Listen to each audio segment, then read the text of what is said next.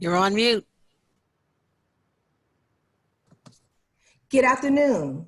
We the people have the right to vote yesterday, today, and tomorrow. My name is Attorney Hargrove, and I'm the co-chair for the Planning Committee for this thought-provoking yet timely seminar. The state of Georgia is committed to promote inclusion in the profession along with the Georgia Legal Services Program created this seminar to discuss our fundamental right to vote as citizens of the United States of America. This seminar explores the developments in the exercise of voting rights in our nation's history, and particularly in Georgia, present-day challenges for fair elections and future implications for voting here in Georgia.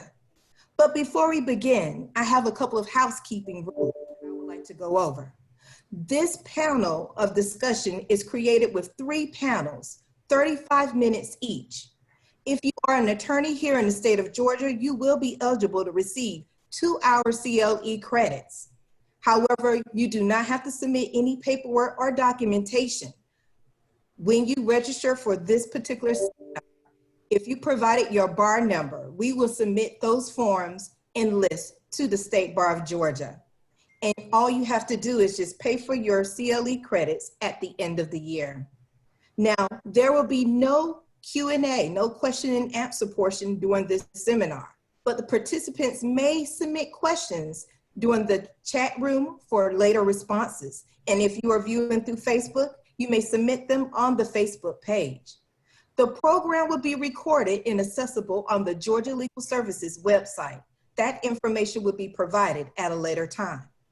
Participants who provide their email address will also receive a digital booklet from this seminar. Now, please feel free to interact and engage with the emojis that are on your Zoom account so that we can understand your emotions or whether or not you agree or you actually enjoy the seminar. Please keep your mics all on mute and your videos off as we proceed with this presentation. Now, this event could not have happened without our wonderful sponsors and partners. We would like to thank and also send our gratitude to the Georgia Association of Black Women Attorneys, GABWA, Gate City Bar Association, the Arc of Justice Institute, Georgia Appleseed, the C.B. King Bar Association, C.M. Felton LLC Trial Attorneys in Atlanta, Georgia, and also the Georgia Legal Services Program, along with the Georgia Association of Women Lawyers, GAL. Furthermore, the State Bar of Georgia Committee to Promote Inclusion in the Profession, CLE Subcommittee members, for putting on this wonderful presentation for you today. Additionally, I cannot go any further without acknowledging my wonderful co-chairs, starting with Attorney Foster. Ira L. Foster is an Associate Director General Counsel of Georgia Legal Services Program. He is a member of the State Bar of Georgia, the National Bar Association, and the American Bar Association, the Gate City Bar Association, and the Atlanta Bar Association, and he is also a member of the State Bar of Georgia Board of Governors. At this time, Mr. Foster, would you like to say anything to the participants today? Good afternoon, everyone. On behalf of my fellow co-chairs, Avarita Hanson and Alicia Hargrove, I want to thank the State Bar of Georgia Committee to Promote Inclusion and Georgia Legal Services Program for partnering together to be the primary sponsors of this important event. It is both critical and crucial for individuals in our communities to have access to these Zoom-type platform programs so that we can allow people, even in this current COVID-19 environment, to be engaged in civic and social justice issues. Democracy belongs to everyone in this country. People take ownership in democracy when they participate in the political process. In June, Georgia Legal Services Program held a Zoom social empowerment workshop. We held a Zoom practice session a week before the workshop. A lady who was in her 80s accidentally called into our practice section a week early. That lady apologized for calling in a week early. She said she got her dates mixed up, but that she was happy and excited that we were doing the Zoom workshop. She said that she was too old to go out and march with young people, but she wanted to participate in the social activism that is occurring in this country. Her call showed the value of these type workshops. Thank you for attending. Please enjoy the remainder of the program. Thank you.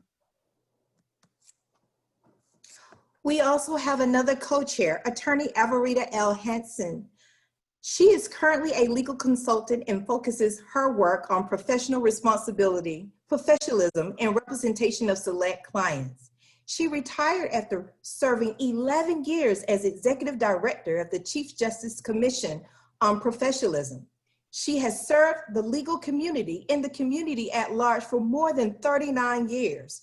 Her varied professional experiences in legal and law-related environments includes legal education, private sector law practice, judiciary, legal aid, and government, both state, county, and municipal.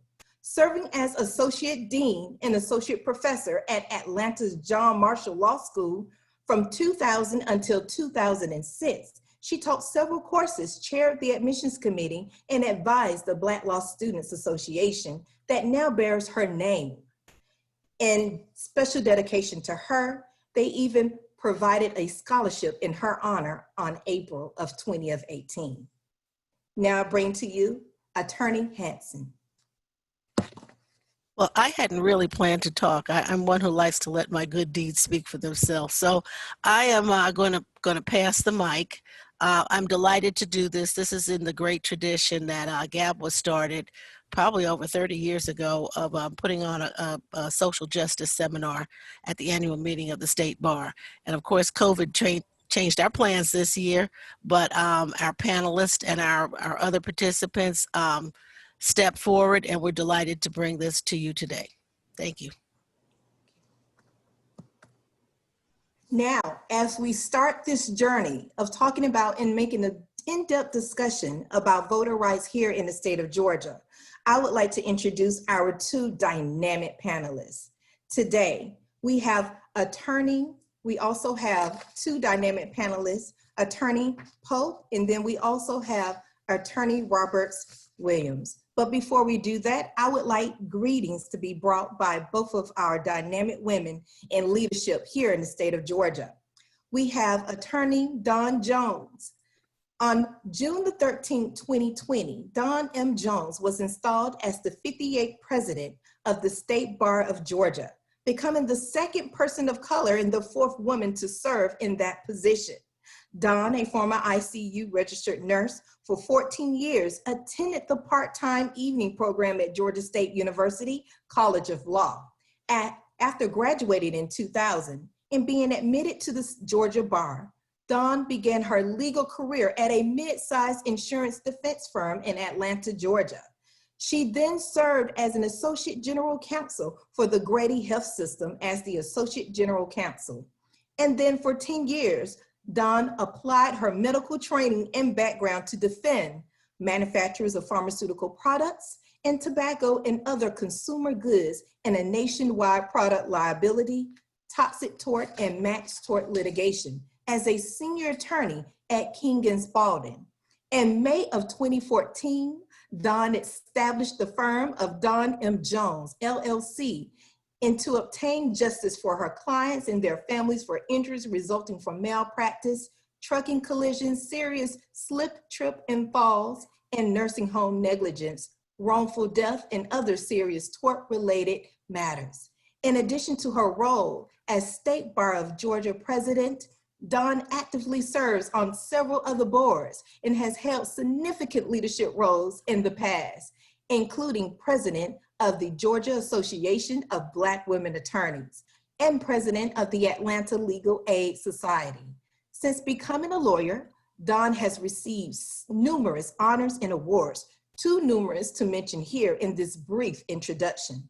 In addition to receiving her law degree from Georgia State University of Law, Dawn has also earned her Master's of Science degree in Critical Care Nursing from Georgetown University and a Bachelor of Science degree in Nursing from the University of Virginia.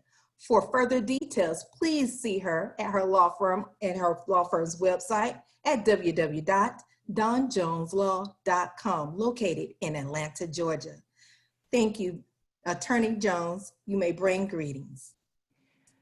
Good afternoon. Thank you to everyone participating on this dynamic set of panels today, and for all of the hard work brought by those leaders who are being identified now. On behalf of the State Bar of Georgia and the 52,000 members who make up one of the largest mandatory bars in the country, I welcome you to this presentation. I'm extremely proud of the work that every committee does, and I'm frankly, especially proud of the work that our Committee to Promote Inclusion in the Profession actively brings to each and every bar year. This year, is certainly no disappointment, even as we're facing two pandemics. One, a pandemic brought on by coronavirus, and the other brought on by social injustice and racism. I look forward to working with each one of you. I applaud and thank each of the partners who have made today possible, and I thank the leadership of co-chairs Alicia Hargrove and Averita Hansen in bringing this program today. Thank you. Thank you, President Jones.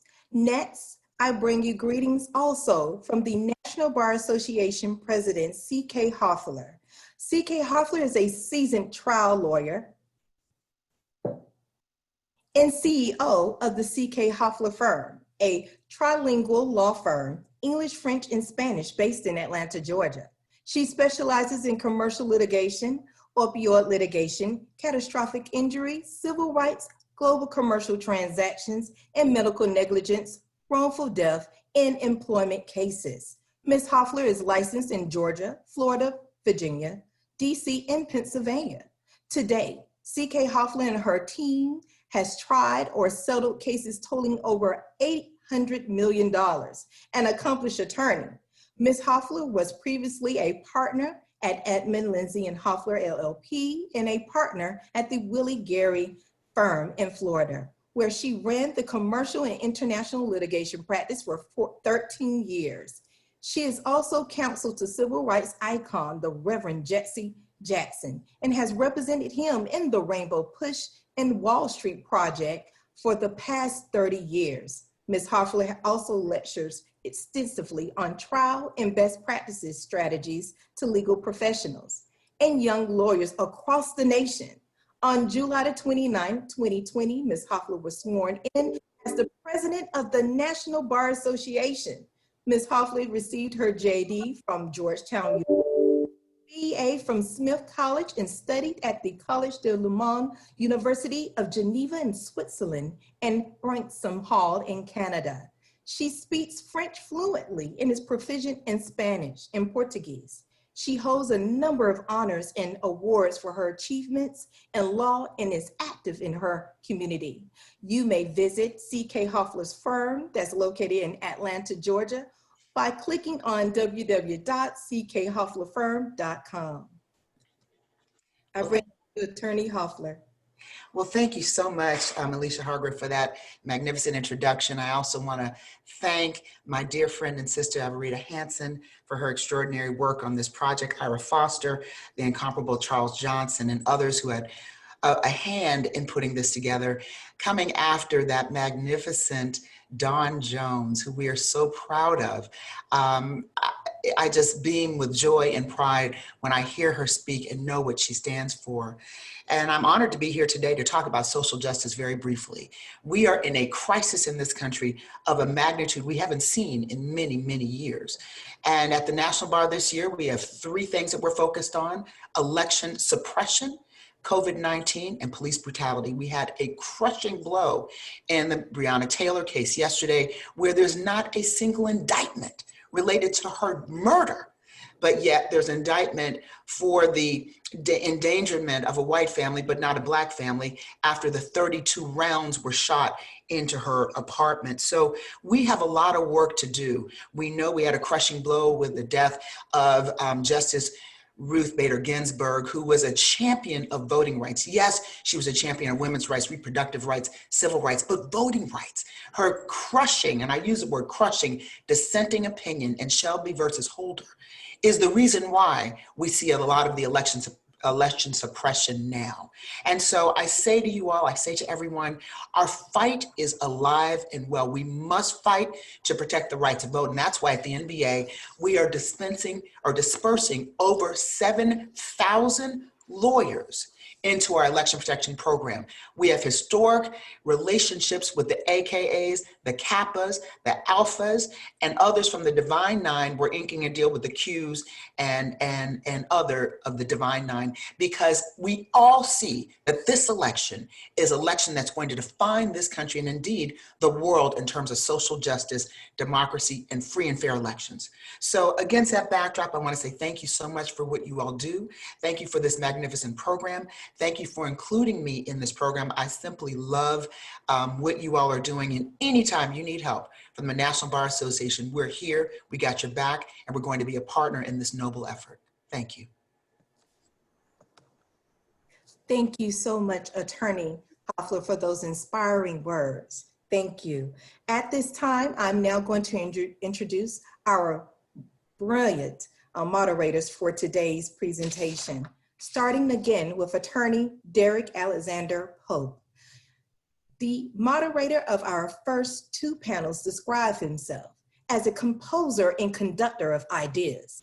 Derek Alexander Pope is president and manager director of the Arc of Justice Institute and host of its critically acclaimed podcast, Hidden Legal Figures, which With over 25 years of legal experience in the public, private, and academic sectors, Derek is a master facilitator who has a lifelong passion of getting information to people and offering thought-provoking insight so that they can use it to make lasting transformation.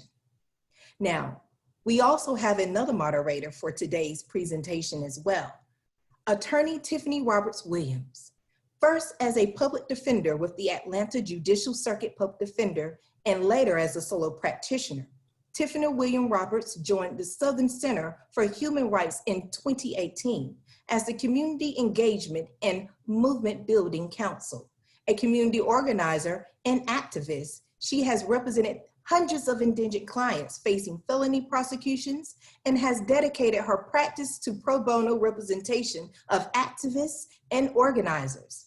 Attorney Robert Williams also co-founded police accountability organizations, Building Locally to Organize for Community Safety blocks in 2008 to promote a holistic approach to public safety.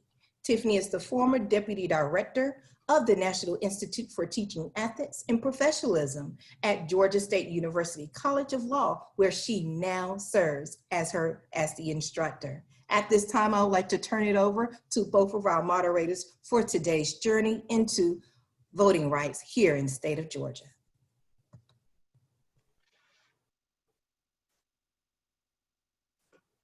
Thank you, Alicia, and thanks again to those joining us for this magnificent seminar.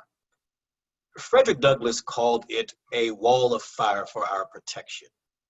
Maynard Jackson said it was the most perfect revolutionary act in a democracy. Put simply, a vote is your right and responsibility to participate in how the city, the state, and the country is governed. But the exercise of that right and carrying out that responsibility has been anything but simple. There have been bumps and bruises along the way, and no generation has been spared the dark shadows of the formal and informal barriers and roadblocks thrown up to prevent people from voting. But in this seminar, we're going to shed light on how to beat back and shake off those ballot box blues. And I'm proud to have two dynamic experts join us in giving us some historical understanding to accomplish that goal. Charles S. Johnson III is Vice President for External Affairs and General Counsel for Tuskegee University in Tuskegee, Alabama. Before joining Tuskegee, Charles was a partner in the Atlanta office of Holland and Knight. You'll see from reading his very impressive bio that Charles has a wide range of legal experience. And that's what makes him a gifted attorney and brilliant legal historian. And we're proud that Charles can be with us today. Equally brilliant is Tanya Wonder Woman Washington Hicks. Tanya is a professor of law at Georgia State University College of Law, where she teaches courses on civil procedure, family law, education, and race. Whether Tanya is drafting a brief that is cited by Justice Anthony Kennedy in the landmark Obergefell case, or serving as director of the John Lewis Fellows Program, in and out of the classroom, Tanya's commitment to social justice is unwavering. Charles, Tanya, thank you both for joining us today.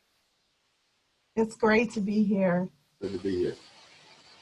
Charles, I want to start with you. You heard me call the struggles about voting rights the ballot box blues. And one of the tunes, one of the notes that's so continuous in those blues is the access to the ballot.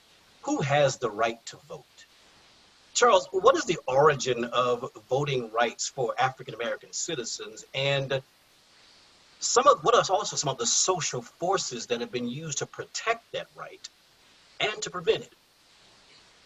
So thank you for allowing me to participate in this dynamic program, and thanks to all the organizers, and I salute all the participants. I was really taken by C.K. Hoffa's reference to Justice Ginsburg, because her dissent in the Shelby County case is a model of written advocacy, and I urge everyone to study it whether they're interested in voting rights or not, because it's kind of a roadmap of how to be an advocate.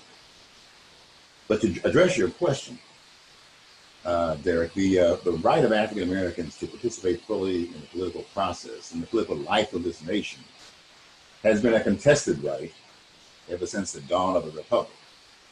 There are any number of places I could start to illustrate this, but let me start first with Georgia's first constitution in 1777, which limited the right to vote to white male inhabitants over the age of 21 years. Fast forward almost a century to the Emancipation Proclamation in 1863, which freed enslaved persons in the states then in rebellion, but didn't give them the right to vote. March 5th of 1865, President Lincoln, in his second inaugural address, suggested giving newly freed people the right to vote. And among those in the crowd was John Wilkes Booth. Many historians believe that Lincoln's suggestion of giving Black people the right to vote was the turning point. It finally confirmed Booth's determination to do away with the president, which he did just 10 days later. Also in 1865, the 13th Amendment was adopted, formally abolishing slavery, but even that didn't give Black people the right to vote. Same year, 1865, Congress passed what would become the Civil Rights Act of 1866, guaranteeing citizenship without regard to race, color, or previous condition of slavery or involuntary servitude. The bill also guaranteed equal benefits and access to the law, and a direct assault on the Black codes that have been passed by many post-war Southern states. The Black codes attempted to return ex-slaves to something like their former condition by, among other things, restricting their movement, forcing them to enter into year-long labor contracts, prohibiting them from owning firearms, and by preventing them from suing or testifying in court. Now, you may be interested in this, Mr. Pope, but there is a podcast out there called 1865, which is a dramatization focusing on Lincoln's Secretary of War, Edwin Stanton, who stayed on in the Andrew Johnson administration until President Johnson fired him, and his firing led to Johnson's impeachment. But the podcast suggests, and this is why I bring it up, that while the Civil Rights Act was working its way through Congress, Stanton tried to strike a bargain with President Johnson that if you approve this bill, we will exclude the right to vote for Black people. Well, the bill passed anyway, despite Johnson's objections to it. Johnson vetoed the bill anyway, and in his veto message, he objected to the measure because it conferred citizenship on the freedmen at a time when 11 out of the 36 states were unrepresented in Congress, and that it discriminated in favor of African Americans and against whites. 3 weeks later, Johnson's veto was overridden and the measure became law. And this was the first time in American history that Congress was able to muster the votes necessary to override a presidential veto. Despite this victory, even some legislators who had supported the goals of the Civil Rights Act began to doubt that Congress possessed the constitutional power to turn those goals into laws. And the experience encouraged them to seek constitutional guarantees for Black rights rather than relying on temporary political measures. And so in June of 1866, Congress adopted the 14th Amendment, which guaranteed citizenship and equal protection of the laws, regardless of race, and sent to the states for ratification. And after a bitter struggle that included attempted rescissions of ratification by 2 states, the 14th Amendment was adopted in July of 1868. In that same year, 1868, in our state, the original 33 Black members of the Georgia General Assembly were expelled. They were expelled. In September of that year, one of the expelled members, Philip Joyner, led a 26-mile march of several hundred Blacks and a few whites from Albany to Camilla, the county seat of Mitchell County, to attend a political rally on the courthouse square. The local sheriff and a citizens committee in the majority white town warned the Black and white activists that they would be met with violence and demanded that they surrender their guns, even though carrying weapons was legal and customary at the time. The marchers refused to give up their guns and continued to the courthouse square where a group of local whites, quickly deputized by the sheriff, fired on them. This assault first forced Joyner's followers to retreat into the swamps as locals gave chase, killing an estimated 9 to 15 of the Black Rally participants while wounding 40 others. And authorities say that whites proceeded through the countryside over the next 2 weeks, beating and warning Negroes that they would be killed if they tried to vote in the coming election. The Camiller Massacre, as it's called, was the culmination of several smaller acts of violence committed by white inhabitants that plagued the Southwest Georgia since the end of the Civil War. So that's what was happening in Georgia. Back in Washington, anticipating an increase in the Democratic membership in the following Congress, Republicans used a lame duck session of the 40th Congress to pass a new constitutional amendment protecting Black suffrage, which became the 15th Amendment. A broad proposal banning voting restrictions on the basis of race, color, nativity, property, education, or religious beliefs was rejected. A proposal to specifically ban literacy tests was also rejected. The House and Senate Conference Committee proposed the amendment's final text, which banned voter restrictions only on the basis of race, color, or previous condition of servitude. And to attract the broadest possible base of support, the amendment made no mention of poll taxes or other restrictions and did not guarantee the right of Blacks to hold office. The compromise proposal was approved by the House on February 25th, 1869, by the Senate the following day. The vote in the House was 144 to 44, with 35 not voting. The House vote was almost entirely along party lines, with no Democrats supporting the bill, only 3 Republicans voting against it. Some because they thought the amendment didn't go far enough in its protection. Following congressional approval, the proposed amendment was then sent to the states for ratification or rejection. One of the interesting things about the ratification battle was that one source of opposition to the proposed amendment was the women's suffrage movement, which before and during the Civil War had made common cause with the abolitionist movement. But matters came to a head with the proposal of the 15th Amendment, which barred discrimination in voting on the basis of race, but did not bar discrimination on the basis of sex.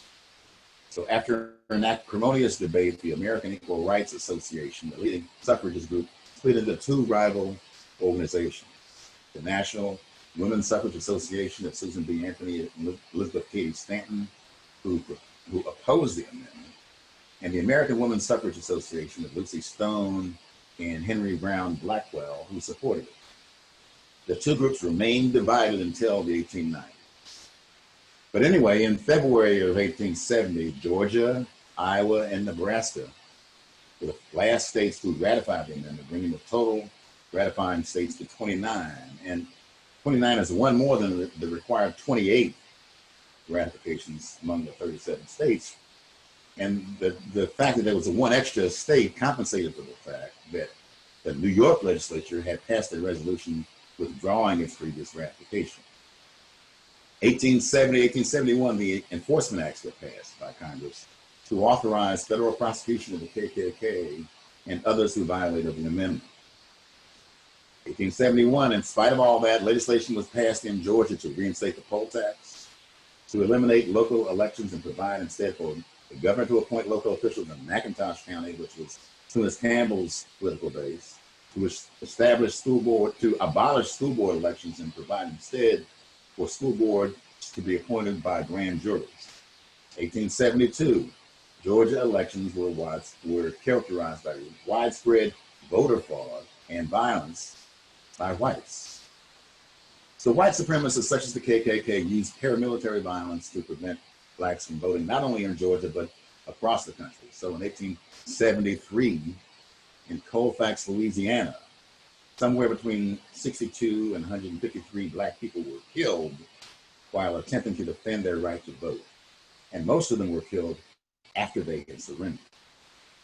And then in 1876, the Supreme Court issued its first decision interpreting the 15th Amendment in United States versus Reese.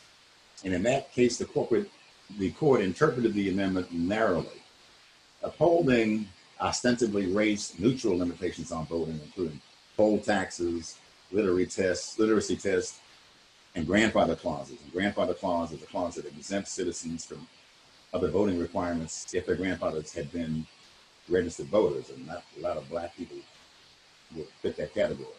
Also in that same year, the court issued a decision in United States versus Cruikshank, 1876.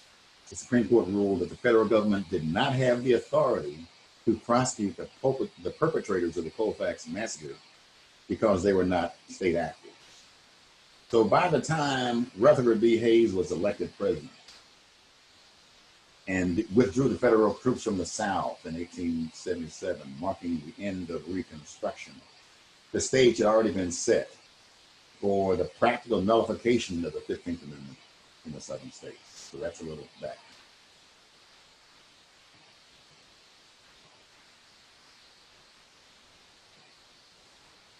Thank you, Charles. Really appreciate that. You mentioned the division between women with respect to the passage of the 15th Amendment. Tanya, we know that women did not get the right to vote until 1920. What else should we know about the backstory of women gaining the right to vote, and for that matter, others who have been denied the franchise? So to that end, I am going to share my screen. Was that successful? Great. Yes. I really appreciate Attorney Johnson's walk through some of the nuances of the historical landscape. I think it's important for us to focus on history because history teaches patterns. One of the first things that we teach in formal education in the lower grades is to recognize patterns, circle, circle, square, square, circle, circle, so that you can predict what is going to come next. And you can also learn how to disrupt patterns. And I think the history of voting rights and voting suppression is important and is instructive in being able to recognize patterns of oppression and also recognize patterns for liberating ourselves from obstructionist efforts to deny people the vote. Attorney Young spoke to the tension, I'm sorry, Attorney Johnson spoke to the tension between efforts to promote and protect voting rights for Black Americans and efforts to promote and protect the right to vote for women. And for those of us who exist at the intersection of gender and race, it seems odd that those two efforts would be in tension with one another, and yet they were. And I do want to center a lot of my comments on that particular tension, because I think it's important for us to understand the need in this moment for collective, collaborative effort. Everyone's right to vote needs to be protected as a way of protecting any individual's right to vote. So 1848, we have the Women's Rights Convention in Seneca Falls. Frederick Douglass was invited to speak. He was a comrade of Susan B. Anthony and other women suffragists who were the organizers of this important conference. There's no record of any Black women being attendees at the conference, which was attended by approximately 300 people. In 1851, we have Sojourner Truth delivering her famous "Ain't I a Woman" speech, which calls the question on whether Black women are also women, and echoed the sentiments of many Black women in America saying, you know, if white women need the right to vote and all that it would empower them to do, then Black women need that doubly so. And her presence and eloquence at the National Women's Rights Convention, which was an organization that split off from Susan B. Anthony's National Women's Suffrage Association, was supportive of Black women being part of and a meaningful part of the women's suffrage movement. And then we have slavery ending, and we have Susan B. Anthony founding the National Women's Suffrage Association. I think it's important to appreciate the timeline for how women, the franchise was expanded to include women, or the fight was initiated and continued to secure the vote for women, and the parallel efforts as it pertained to Black men and Black people. In 1870, as Attorney Johnson noted, we have the passage of the 15th Amendment, which extended voting rights to men.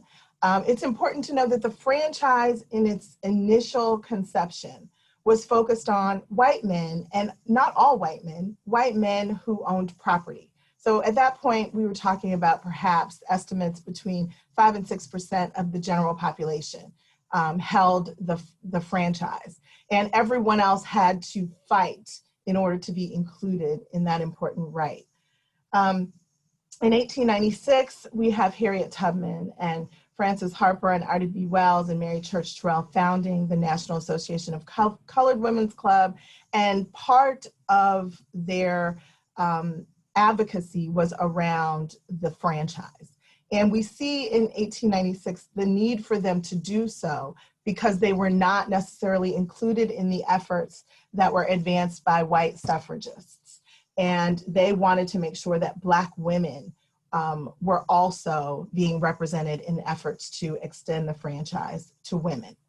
In 1913, we have Black suffragists, including members of my sorority, Delta Sigma Theta Incorporated, and other Black activists marching at the back of a segregated national suffrage parade on the eve of Woodrow Wilson's inauguration. And I think this is important for us to recognize that we as Black women shared the need for the franchise, but weren't necessarily included in the resistance and the protests and the advocacy by women's groups to that end. And there was a lot of debate during the early 1900s about whether to include women, Black women, in the efforts initiated by white women. Some would argue that it was part of the tension was due to a need to preserve white supremacy. If Black women were also allowed to vote, then that would mean the positioning of Black women and white women would be strained, and Black women would no longer be required to serve in the capacities that they were confined to because they were economically and politically less powerful. And so there were many white suffragists who just simply couldn't advocate for Black women because it would improve their station in life. But these Black women were persistent in asserting their right to vote, which was not secured by the 15th Amendment, and but for their advocacy may not have been part of the agenda that the white women suffragists were advancing. In 1913, we also have Alice Paul founding the Congressional Union for Women's Suffrage, which became the National Women's Party, and we see lots of activism, albeit segregated often, on behalf of women by women's groups, women activists, taking to the streets, putting political pressure on the establishment to expand the franchise. In 1916-17, we have Jeannette Rankin elected to the US House of Representatives, and she was the first woman to be elected to the US Congress. And then we have President Wilson officially changing his position to support a women's suffrage amendment. It's interesting, you know, despite kind of the simplification of all of these efforts as you mark them out along a timeline, what it ignores or doesn't display accurately is the fight, the contested nature of this right, as Attorney Johnson aptly characterized it, that was necessary to the realization of the expansion of the franchise to include women, as it was for Black men. None of this would have happened without advocacy and resistance and activism and organizing and mobilizing. And so while we have these landmark events across the historical timeline. In between all of these events, people were fighting, people were struggling, people lost their lives, people were brutalized, all to ensure that the franchise was expanded to include another demographic that had been left out of the right to vote. In July 24th, 1919, Georgia becomes the first state to vote against the ratification of the United States Constitution to include the 19th Amendment. And I think that's important historically because it also signaled to a number of other Southern states that it would be appropriate to do so. The justification for the Georgia legislature's action in that regard was that it would disrupt the relationship between men and women. It would also disrupt, if Black women were allowed to vote, it would disrupt the social order that needed to be preserved between Black and white people in the South and in Georgia in particular.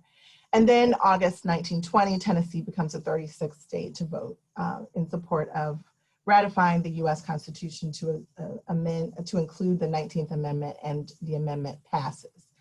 It's not, however, until about 45 to 50 years later that the right to vote was realized for most Black women in America. We still had to go through the civil rights period, during which, as Attorney Johnson noted, there were lots of legal barriers established, poll taxes, literacy tests, grandfather clause, and other edifices to ensure that Black people could not exercise the franchise to which they were constitutionally entitled.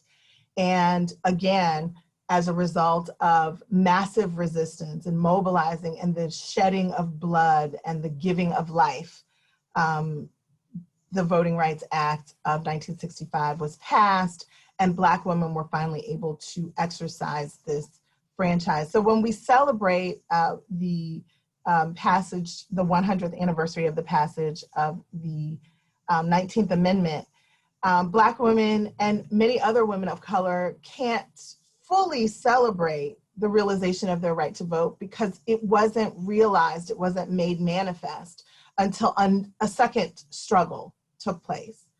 Finally, in 1969 and 1971, we have Shirley Chisholm being the first Black woman elected to the US House of Representatives. And in 1992, we have Kara Mosley Brown being elected as the first Black woman to the Senate. And I include them in this timeline because the right to vote and the importance of the right to vote also includes the imperative to seek political office, to participate in the democracy in a representative capacity as well.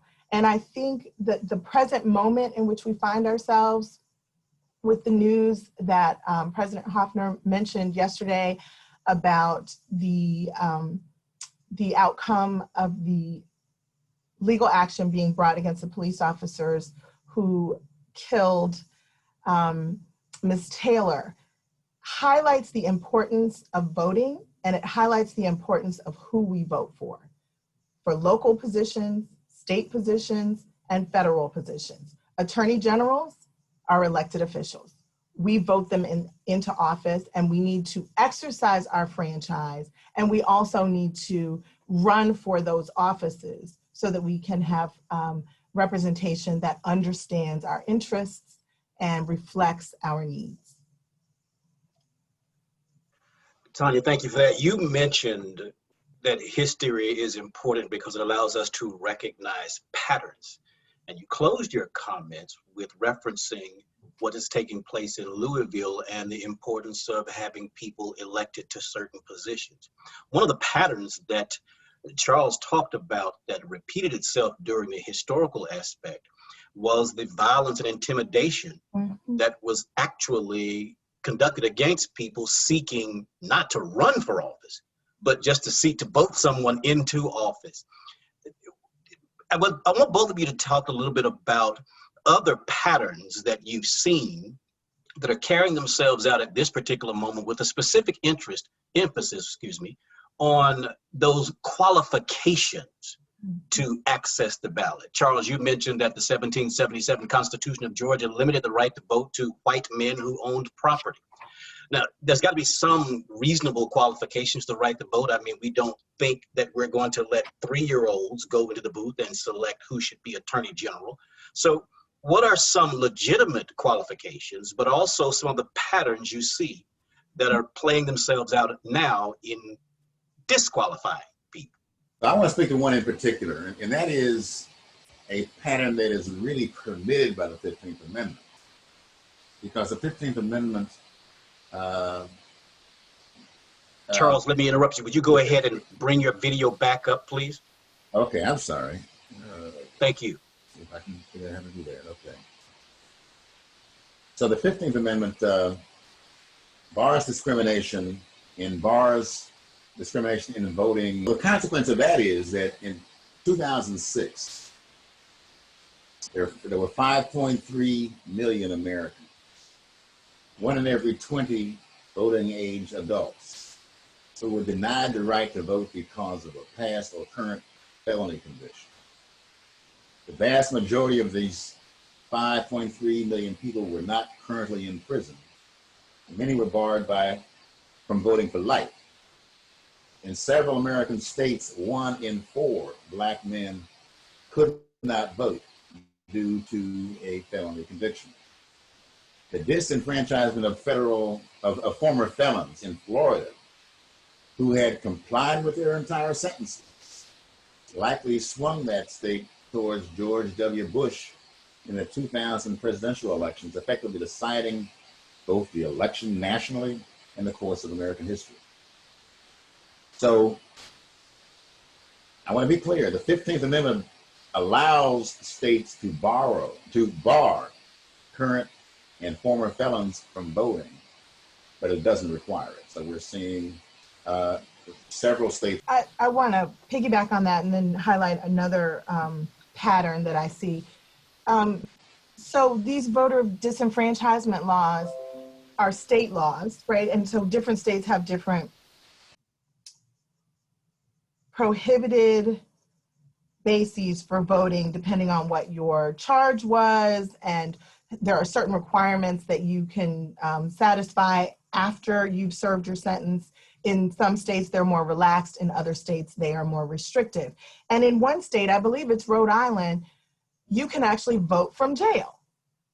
Now, interestingly, if we look at the racial demographics of Rhode Island and its prison population, it is different from the prison populations that we see in Georgia. And so it's important to see how these voter disenfranchisement laws allowed states to do an end run around the 15th Amendment, right? So if you incarcerate people and then you establish laws that they can't vote if they've been incarcerated, then you are going to limit the number of people who have access to the ballot. And it won't be for racialized reasons. It'll be because they're incarcerated, which is race neutral, or at least that's the way it's advanced.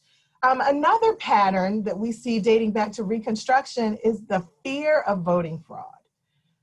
When Black people were office holders and were exercising, or Black men were exercising the right to vote to some extent, during Reconstruction, we saw people saying, oh my gosh, they're going to dig up their cousins and their cousins will be voting and there'll be rampant fraud.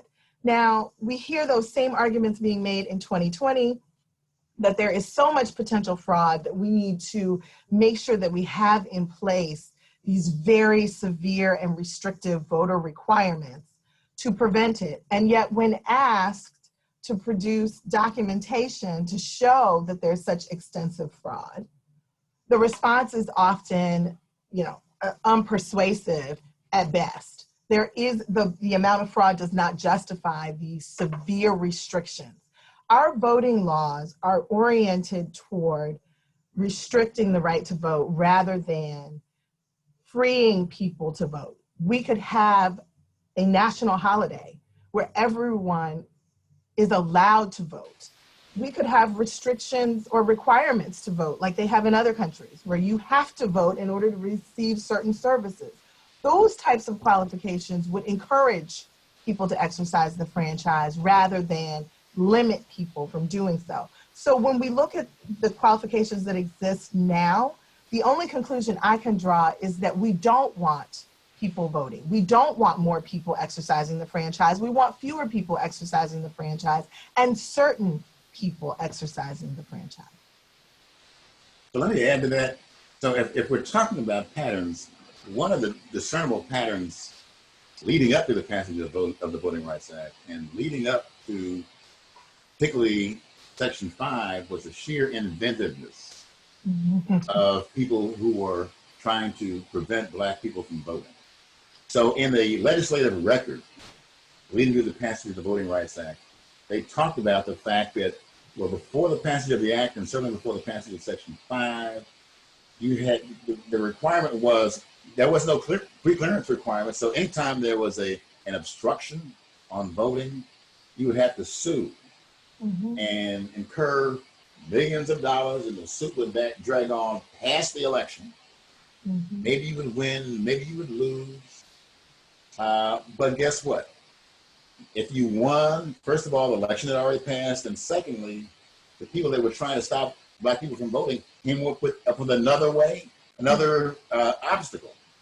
And the number of obstacles was limited only by the inventiveness, of the people who were opposing Black voting. And that's why you had Section 5 adopted to say that in those jurisdictions that had a history of voting discrimination, we're going to require an examination of every change in voting procedures, voting laws, or district lines, or anything like that, just to try to combat the inventiveness. And that is part of the problem with Shelby versus Holder.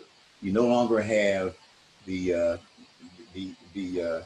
power, the tool to check the inventiveness of the voting rights opponents. Absolutely. Charles, you mentioned earlier a podcast that you thought I would be interested in. Of course, I'm very interested in podcasts. You were our first guest on Hidden Legal Figures, where we try to take a look at some of the heroic and vital contributions that lawyers have made to the civil rights movement. And many of those cases were voting cases. Again, with these patterns, Tanya, in the 5 minutes that we have left, what are some of the positive patterns that you've seen from a historical standpoint where there have been triumphs and successes in protecting the right to vote, particularly, as you mentioned, Tanya, in between that timeline, those spaces where the fight took place?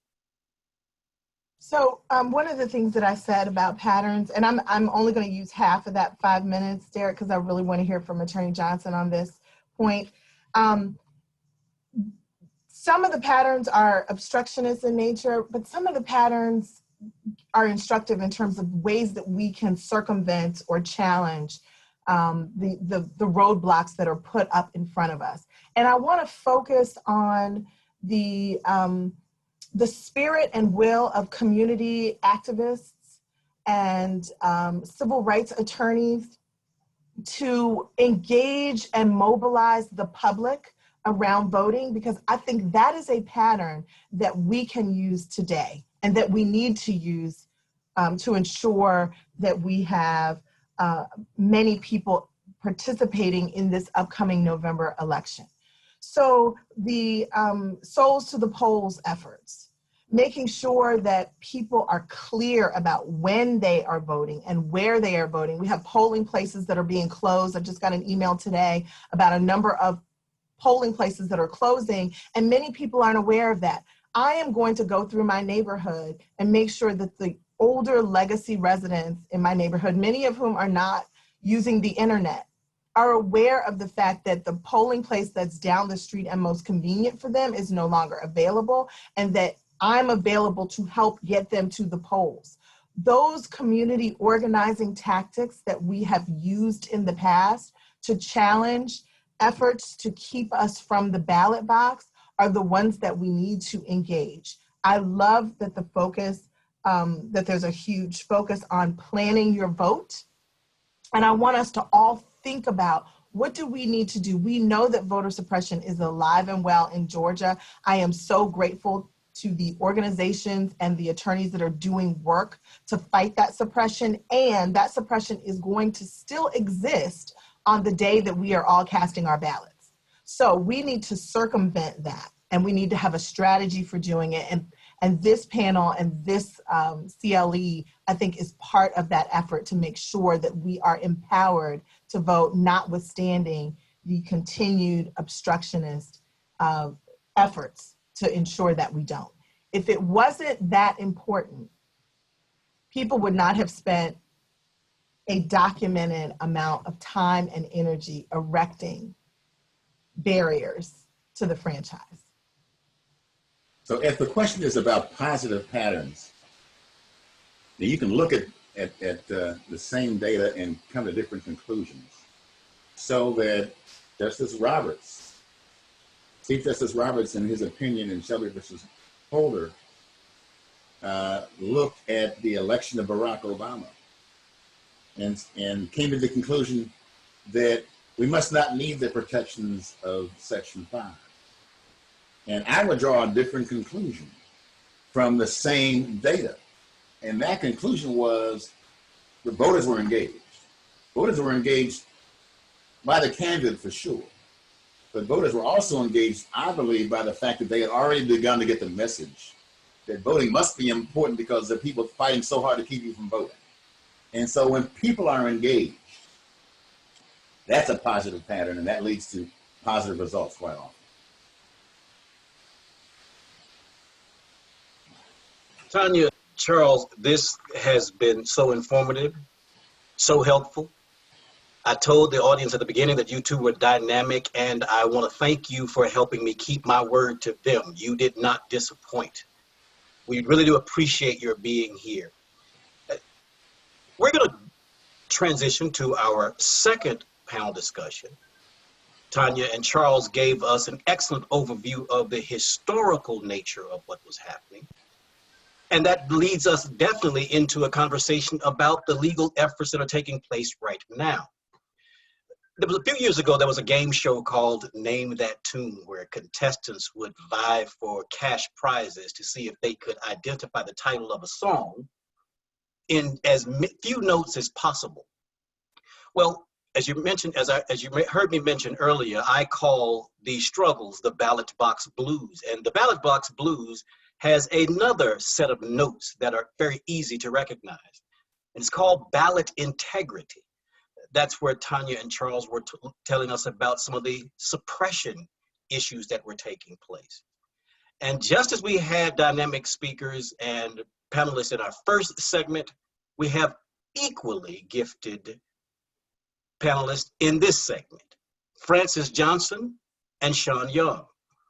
Both have an extensive background in litigation of protecting voting rights.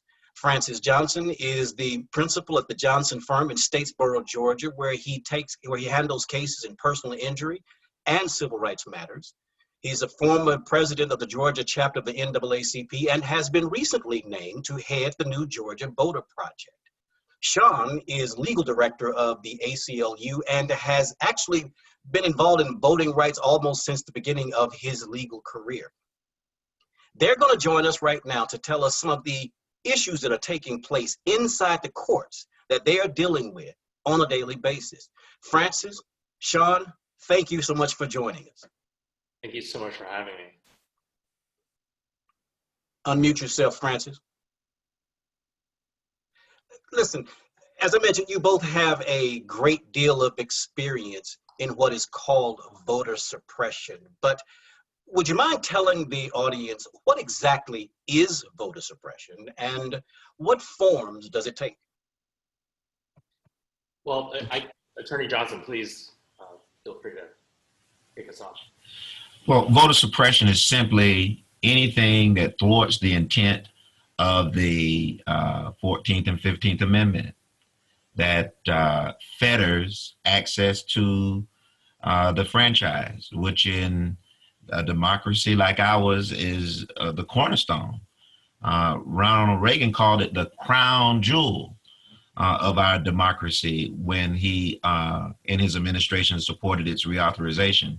Of course, it was last reauthorized the Voting Rights Act, which seeks to give full articulation to the 14th and 15th Amendments in 2006 under the Bush administration. At that time, it was adopted as the Fannie Lou Hamer, Coretta Scott King, and Rosa Parks reauthorization.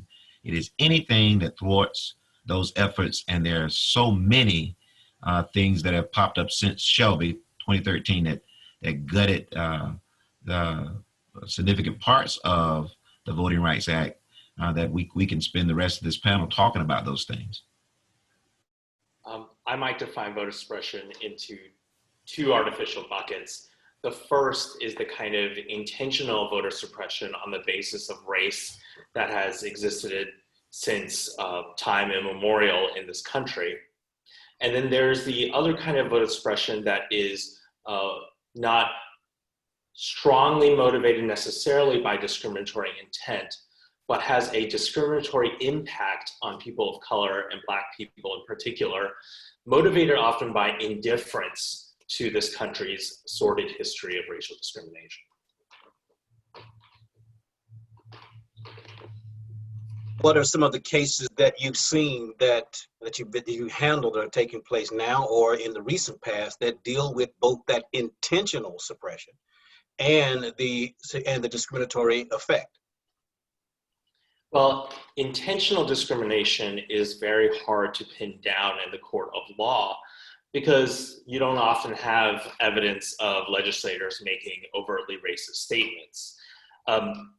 The one case in which intentional discrimination was not found certainly had a lot of indicia of it, and that's one of our cases in Sumter County, in which right when African Americans were poised to win a majority of the Sumter County Board of Education, they changed the districts to create more at-large districts to apparently to prevent that African American majority from taking hold of the Board of Education, even though 87% of the children that go to Sumter public schools are Black.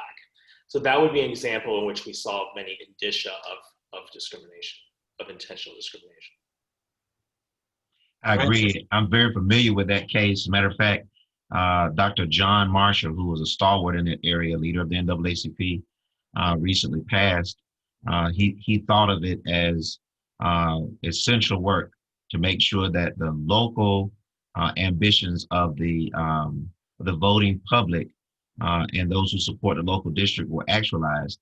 This proposal to change the school district in Sumter County had been turned down several times by local voters, and so that it couldn't pass locally and support the traditional notion of local home rule. They went to the General Assembly and had folks who were less interested in the voters in Sumter determining their districts and picking their elected representatives than the General Assembly doing it by fiat. And so this case sort of is an example, exhibit one of the kind of machinations you see in these kind of voter discrimination cases. Francis, you said the suppression was anything that was designed to thwart That's right. the promises of the 14th Amendment. There was historically the poll taxes, the literacy tests, the grandfather clauses. In recent times, we've heard things like the purging the voter rolls or having to have a voter ID before casting a particular ballot. What are some of the issues that you see in the courts and in advocacy around those two, and how do they fit in your definition of voter suppression? Absolutely. I'll take up Sean's two buckets, if you will. I think what you described in the earlier part of your statement were first generation voter suppression tactics, still aimed at reducing the impact of minority voters, even when these minority voters become the majority voters in an area, as in Sumter County, we see the effort to reduce their impact. These are first generation sort of tactics. At the same time, as we continue to knock down those first generation tactics, and the Voting Rights Act significantly did that, as well as the Civil Rights Act did that, we see the persistency of white supremacy, which is ultimately, in my opinion, what's working and pulling the strings behind the scenes. We see a new generation, a second generation, and these take the form of racial gerrymandering, redrawing legislative districts in an effort to segregate the races for the purposes of voting. That's called voter caging. And then you see in areas where that's not possible, like in Atlanta, you see voter cracking, where voters are spread out over multiple districts, which is why Atlanta is a part of multiple congressional districts, all seeking to do the same thing, which is reduce the impact of minority voters and their ability. And think about this, and I think it's important that we make sure that we understand.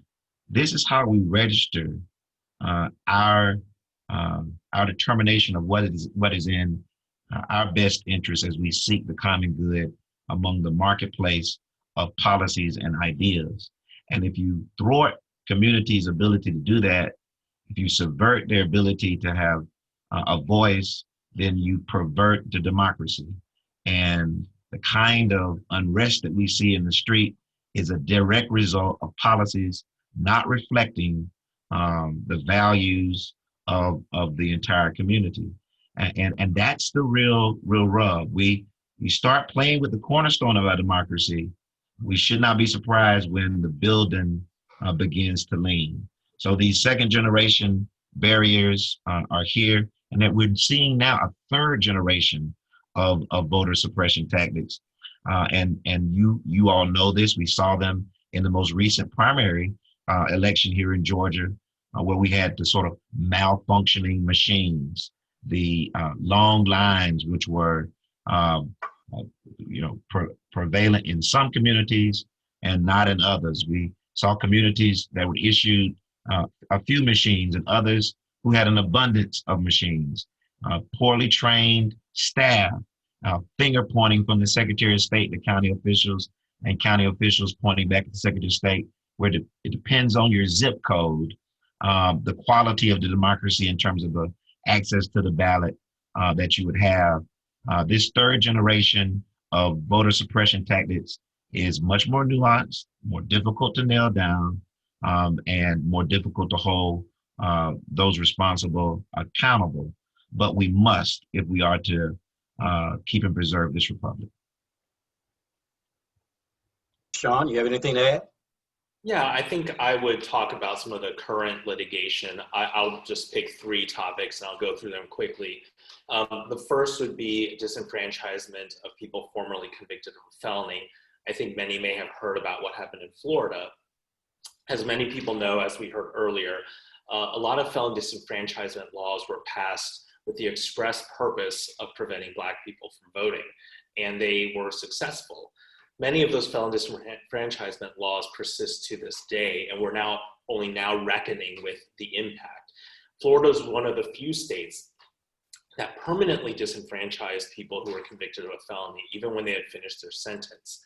But recently, the people of Florida passed a constitutional amendment to their state constitution that would allow them to vote once they finished their sentence. But recently, a federal court ruled that you are still disenfranchised, even if the only thing left between you and being done with your sentence is a payment of an undetermined amount of fines and fees. And many argue that this was a poll tax because it was the only thing standing in its way between voting, and the federal court said it was not a poll tax. I will rush to say that in Georgia, that is not the rule in Georgia. Once you complete your sentence, you can vote, but outstanding fines and fees as a general matter do not prevent you from voting. So I want to put that out there as well. The other thing that Georgia does under the prevailing interpretation of the state constitution, anyone who's convicted or serving a sentence for any felony is disenfranchised. But the text of the Georgia Constitution says it's only for felonies involving moral turpitude. So that's kind of an area of law that we're taking a look at. The second category is voting by mail. Obviously, voting by mail is going to be a big deal this year. And there have been a lot of cases around the country about absentee ballot deadlines, including here in Georgia. In Georgia, the absentee ballots must arrive on election day in order to be counted. And a lot of people are wondering, why can't they be counted if they're just postmarked on election day, especially given the high volume that we're facing this year and the uncertainty of the mail system. And so that's another round of lawsuits. And the last, which Attorney Johnson already touched on, is the long lines on election day. That I sometimes artificially put that into a bucket of like general election administration issues. There are many lawsuits that are filed over that. I will quickly say that a lot of those election administration issues can be fixed without litigation, and just working very closely with very beleaguered election officials who are trying to make it work. And if we can stand as partners with them, I think we can make a lot of headway towards improving election administration this year. But I may have just gone off on a tangent. So No, Sean, I think that tangent is an excellent one. I just happen to disagree with you. The systematic under-resourcing of elections, and remember, this year, Georgia, and through its elected representatives to the United States Senate, rejected more than $300 million, which would have gone to shore up our elections. They did this at a time when we need critical resources across the state to implement voting by mail in response to the pandemic. The under-resourcing of elections is intentional voter suppression. You know, I don't believe government should do everything. Matter of fact, there's lots of things the government does that it shouldn't do at all. But running free, open, and fair elections is pretty doggone important up there in terms of what government should be responsible for doing. And it's all too well documented, the history of mismanaging elections in ways that benefit some candidates and diminish the opportunities for people of color, particularly Black voters, to cast their ballots. This is unmistakably voter suppression. And make no mistake about it, both parties have some responsibility here, but this is overwhelmingly the mark of the GOP in terms of their preferred tactic. When Max Cleveland was Secretary of State, it was as easy to register to vote as turning over the tray liner of a McDonald's at a McDonald's restaurant. Voter registrations were everywhere. All sorts of organizations could participate, and immediately in the change of administration, you saw an attempt to not only make it more difficult for people to register, but the criminalization. And I call out the Brooks County matter, where people who attempted to help people register to vote and cast a ballot were criminalized, put on trial. It's probably a story that's not got enough attention in terms of Brooks County. 3 times they were put on trial down there only to prevail. This is voter suppression, make no mistake about it, the mismanaging of the elections and trying to scare people from doing anything to help themselves.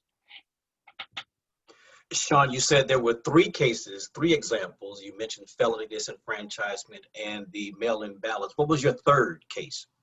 Oh, I was referring to long lines in general. There are a lot of different causes of long lines. Under-resourcing is absolutely an issue.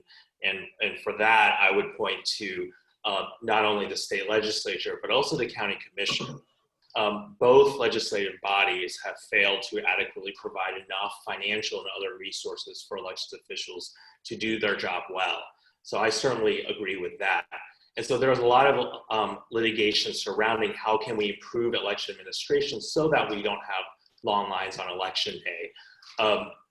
Some of the things, for example, that the University of Georgia is doing, as well as many other groups, is participating in a poll worker recruitment program to help provide, especially during this pandemic, provide people who aren't at risk, who are tech savvy attorneys and other folks to ensure that things can run smoothly.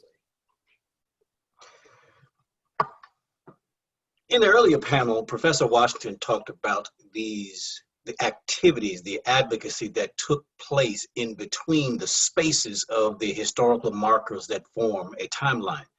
Fraud was always one of the things that, as you heard Charles Johnson talk about, is always one of those patterns. Some of the things that we hear from a lot of sources always talk about fraud. Is there fraud? Where is that fraud? And how is it actually really addressed? Yeah, great question. I think the greatest example of fraud that we saw was perpetrated by the sitting governor of Georgia, Brian P. Kemp, who stole the governorship. That election will go down in history as the most problem-prone election that we've had, in which, sort of intentional underfunding, undertraining, under-resourcing of certain communities matched with some tried and true tactics that had almost surgical precision at cutting out the strength of certain communities to register their opinion in that election, including exact match, including voter purging, including just a simple failure to process registrations. Now, make no mistake about it, we've got some clearing up to do in terms of the voting code, which has at least 159 election chiefs. And the Secretary of State can largely sit back and say it's their problem because these elections are ran largely at the local level. At the same time, it's the Secretary of State that controls the vast apparatus to approve voters into the state system and sets the standard by which they are rejected. And so we've got some cleaning up to do in terms of our election codes. But this is fraud, no less. And I think it's the most glaring example of it. But in terms of the fraud that we hear the President Donald J. Trump talk about, that's nearly unheard of in Georgia or anywhere else. It's that people would vote on behalf of another person, or that people would send in a ballot for which they were not eligible for. It's simply unheard of, and study after study has demonstrated that and I just have to be plain because I'm just a poor country lawyer from Statesboro. It's a lie. It's a lie in Statesboro. It's a lie in Smyrna. It's a lie in Atlanta and Athens. It's a lie, period. I apologize. I cut out for a second, so I didn't get the question. We hear a lot about fraud in elections, and so the question was: is there fraud? And where does it exist, and how do you combat? Yeah, I mean, I don't want to echo everything that Attorney Johnson has said and described so well. All I will say is the courts, for certain, have given the government quite a bit of leeway based on these fears to impose voting restrictions. In some states like North Carolina and others, sometimes you can expose these true motives. So for example, for voter ID, people are, say they're afraid of voter impersonation fraud, even though there's no evidence of, masses of people wearing fake mustaches, pretending there's someone else. And then when they look at the list of IDs that they're gonna accept as verification, at least in North Carolina, there was a record where they said, well, here's a column of IDs. Here's the types of IDs that certain people have, and here are the IDs that other people have. And let's just eliminate the IDs that are held primarily by people with lower incomes. And so, or the IDs, Sean, and talk about this, the IDs, for example, HBCU IDs were often excluded. exactly. Versus other private institutions. And this is just a clear target at people of color. Right. And so sometimes you can expose that lie. And I think what's especially pernicious about it is that these fears have been used, I don't need to repeat what everyone has said, has been used for 150 years to justify voting restrictions. talk about all of this stuff seemed to skyrocket after the nation reached record-breaking African-American turnout in 2008. That's probably not a coincidence. And so I think what's especially pernicious, though, is that for a lot of people, these concerns, in the abstract, if an alien landed on this earth, they would say, well, that seems like a legitimate concern. But I don't think a lot of people are aware of the history or the baggage, the discriminatory baggage that comes with those concerns. Francis, you mentioned voter purging. And I want to ask a question about whether there's been some consideration of a particular focus in litigation around that. I've been driving since I was 16. I had my license since that particular point.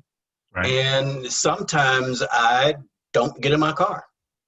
I renew my license when it's time, but I don't drive every single day. I don't drive every single week. And of course, now with the pandemic, it's very rare that I get behind the wheel of a car. No one has come to me and said, hey, Mr. Pope, you haven't driven in 48 hours. And if you don't drive the next time the sun rises, we're going to take your license. Has there been any kind of litigation to suggest that just purging voter rolls is an inappropriate exercise of government, especially when you mentioned, Francis, there's just some things that government shouldn't be involved in? Yes, I've been involved in voting rights litigation since 2006 with the voter ID cases through the sort of voter purging cases that you're speaking of now. And that very idea we tackled in collaboration with Common Cause, and I should give them some credit, as well as the Lawyers Committee for Civil Rights under law, the ACLU, the NAACP, the People's Agenda, Pro Georgia, and of course the New Georgia Project have all come together in an unprecedented way to stand up an army in the post-Shelby world against these kinds of tactics. And we fought and we won, where people who have been purged from the rolls have been put back on the rolls to the tune of several 100,000 each year.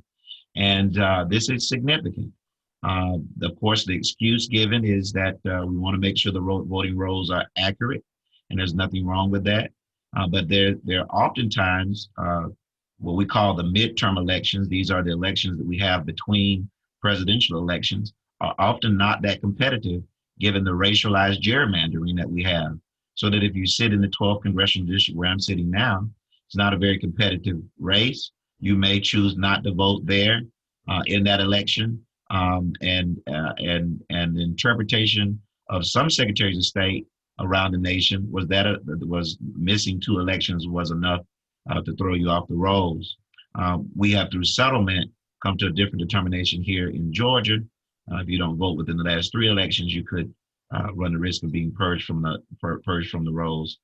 That plus an additional purging technique that is sort of a pre-purge. If you file your registration application and it's not an exact match in 2 databases, one being Social Security database, which of course is rife with errors of people who have hyphenated names, umlauts, and change of names from their maiden to married names or ethnic names. If somehow it doesn't match there with the DDS, which is the preferred matching system, you're not allowed to even enter the process to cast the vote because you're not registered. You're purged before, even though you filled out a voter registration. You did everything that you were supposed to do. You're sort of kept from even being on the voter rolls at all. So these are tactics that we're responding to through litigation and making settlements where we can and getting rulings where we can't, and as well as trying to educate the public about about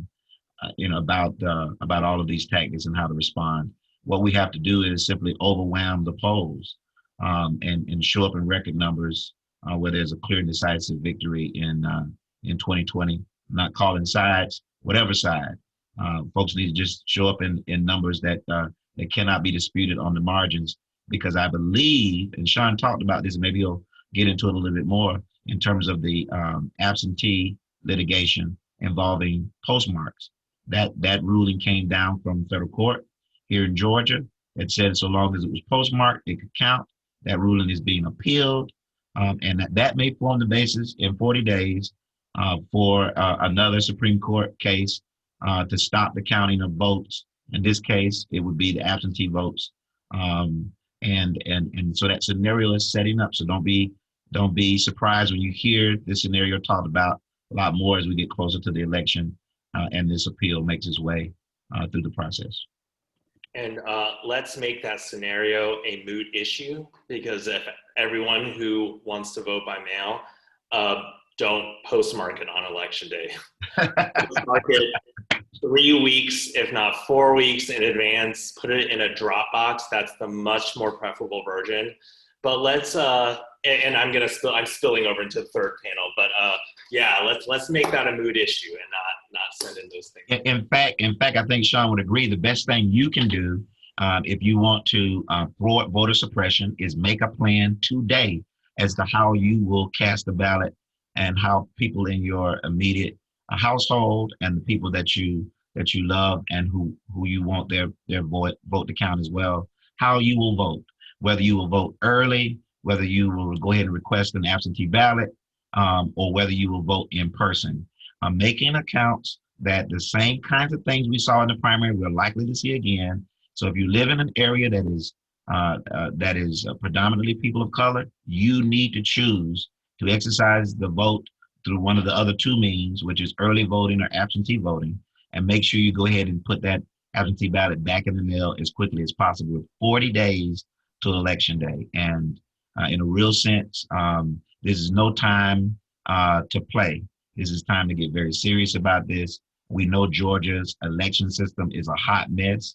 Do all you can to make sure that you avoid that as much as possible. Speaking of that third panel, we've got to get to them. But before we do, I want to bring in Miss Rutha Mae Harris. Some of you heard her singing at the beginning of, as we were waiting to start our program. She is one of the original freedom singers.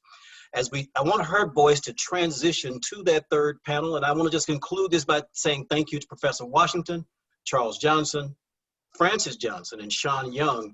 And if this were a weather report, I would say that today's outlook seems to be partly cloudy with a 50% chance of afternoon bigotry showers. The Doppler radar suggests that there are lightning strikes around, promising a thunderstorm.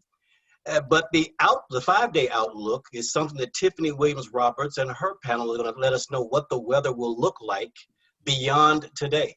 Thank you all so much for joining us. Ms. Rutha Mae Harris, would you please give us your wonderful talent? Thank you, everyone. Oh, freedom. Oh, freedom. Oh, freedom over me. And before I'd be a slave, I'd be buried in my grave and go home to my Lord and be free. No more killing, no more killing, no more killings over me. And before I'd be a slave, I'd be buried in my grave and go home to my Lord and be free.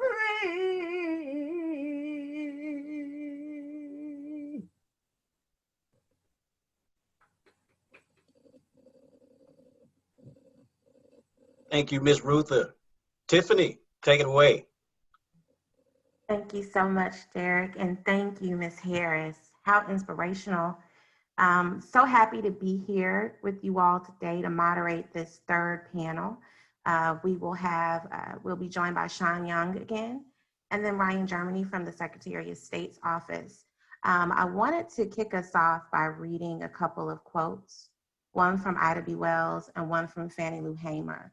The reason for that is that we must always remember the interconnectedness of the right to vote and Black liberation, right? And that the suppression of the Black vote has always been connected to a very violent history. And so first I'm going to read from Ida B. Wells. The advocates of the unwritten law boldly avowed their purpose to intimidate, suppress, and nullify the Negro's right to vote in support of its plans. The Ku Klux Klan's Red Shirt and other similar organizations proceeded to beat, exile, and kill Negroes until the purpose of their organization was accomplished and the supremacy of the unwritten law was effected. Thus, lynchings began in the South, rapidly spreading. I worked up high and he walked over me and pulled my dress. I pulled my dress down and he pulled my dress back up. I was in jail when Medgar Evers was murdered. All of this on account that we want to register to become first-class citizens. And if the Freedom Democratic Party is not seated now, I question America. Is this America, the land of the free and the home of the brave, where we have to sleep with our telephones off the hooks because our lives be threatened daily, because we want to live as decent human beings in America? And I share that because many of us are thinking about the people of Louisville, and we're thinking about the violence exacted on Black folks throughout this nation. And we have to remember that this fight that we're engaged in is one that we've been engaged in for a very long time. So as we talk with Mr. Young and Mr. Germany about the future, I want for us to keep the first and second panels in our minds, keep it at the forefront of our minds, because we have to learn about where we're going based on what we've experienced. And so with that, I think I want to hand it over to Mr. Germany to talk about the state's perspective on voters' rights, and then we'll get into a more robust conversation about the future of voting here in Georgia. Thanks, Tiffany. Thank you for everyone, all the organizers, for inviting me to take part in this. It's been a really interesting conversation so far, and I'm honored to be invited to take part of it. First I need to do a little government disclaimer. I'm speaking for myself, not for the Secretary of State or for the office. So these are my personal views. I want to do two things today, and I want to do them quickly. My wife will say when I start talking about voting, sometimes I don't stop, so I'll try to keep an eye on the time. But first, I want to share some facts and data regarding elections in Georgia. Too many times, especially in this time right before an election, I hear people talking about elections in Georgia, but not really talking about actual facts and data. So I want to make sure we're including those. And when we look at that, I think sometimes the picture is often a lot different than the political rhetoric. Second, I want to talk about 2020 and everything that we have tried to do to prepare for the 2020 election. COVID-19 has seemingly affected every part of our lives, and elections is no different. I think elections and voting is one of the biggest challenges that COVID has presented. Overall, there have certainly been challenges in the primary that you guys know well, especially in Metro Atlanta, especially in Fulton County. But overall, I think our election officials in Georgia, our local election officials, have responded heroically. I'm going to share my screen for just a second to show a little bit of stats, if I can figure out how to do that. So here we go, share screen.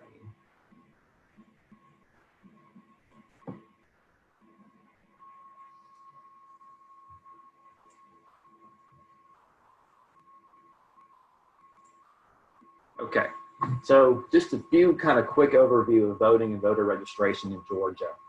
Georgia has what I call the trifecta of election administration. We have 3 weeks of early voting, which has been called the gold standard. Does anyone want to take a guess as to who called it the gold standard? Sean Smiley, I don't think he knows, but that was Stacey Abrams. No excuse absentee voting. That's been in place since 2005. And that means any voter can request an absentee by mail ballot. You don't have to actually be absent on election day to request an absentee by mail ballot. Any voter can do that. We also have automatic voter registration. What that means is that interactions with the Department of Driver Services automatically register you or update your information unless you opt out. So that means if you go get a driver's license or a state ID card, or if you update your address or renew your license, then that's automatically either registers you or updates your information. Georgia was actually the only state in the country to have all three of those things in place before the 2016 election. The RAND Corporation, as part of their Countering Truth Decay project, just came out with a report assessing states' abilities to provide safe voting in the COVID-19 pandemic. And they refer to all of those things, plus online voter registration, which Georgia also has, that makes Georgia one of only 9 states that they say are well prepared to provide safe voting in a COVID environment. So a couple quick things about automatic voter registration. This is one of those policies that I think Professor Washington was referring to earlier, that really makes registering to vote seamless and easy. And I think it's worth pointing out, this was adopted in Georgia post Shelby County. I think I would also respectfully disagree with Attorney Johnson that voter registration was easier back when Max Cleland was Secretary of State. He didn't have this sort of ability to do this from a technology perspective, but I think automatic registration and the fact that Georgia was one of the second states, only the second state to do it, behind only Oregon, is important. We also, I don't mention here, have online voter registration in Georgia. If you go to, if you can go register to vote online, and that's another thing that was adopted in Georgia after the Shelby County decision. Georgia's automatic voter registration is the most successful in the nation, and that's based on a Brennan Center study that showed that Georgia had a 93.7% increase in registrations because of automatic voter registration, more than any other state in the country that has automatic voter registration. So I think that's another another positive for election administration in Georgia.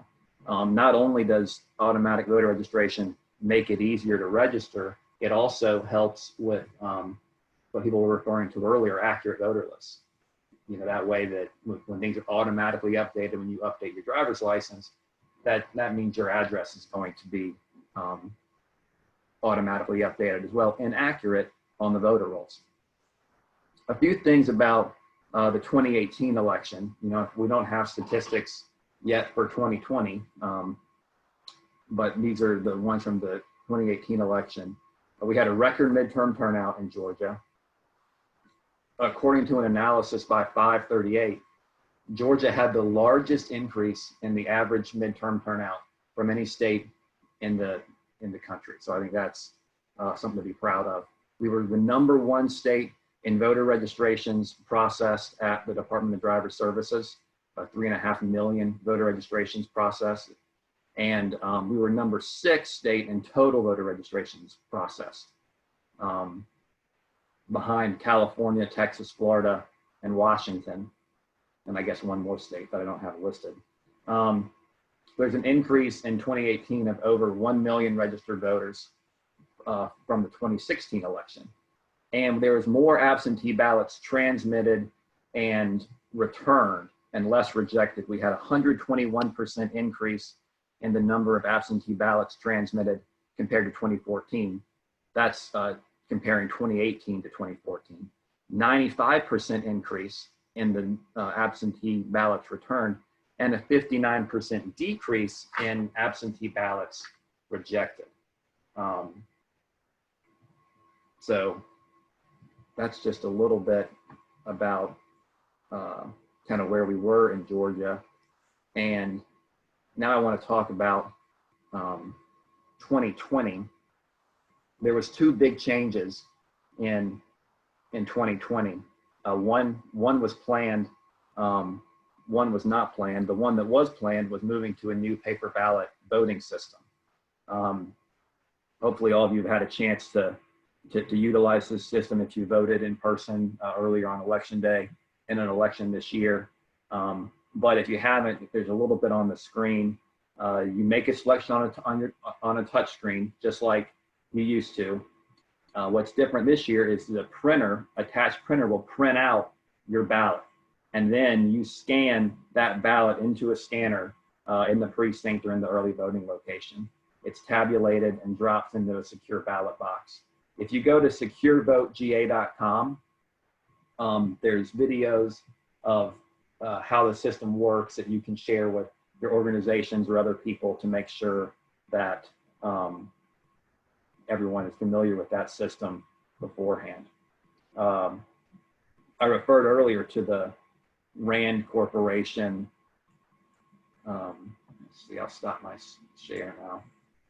Their report about countering truth decay, and I love that name, especially as it applies to elections in Georgia, because I think there's been a lot of truth decay in media reporting about election issues in Georgia.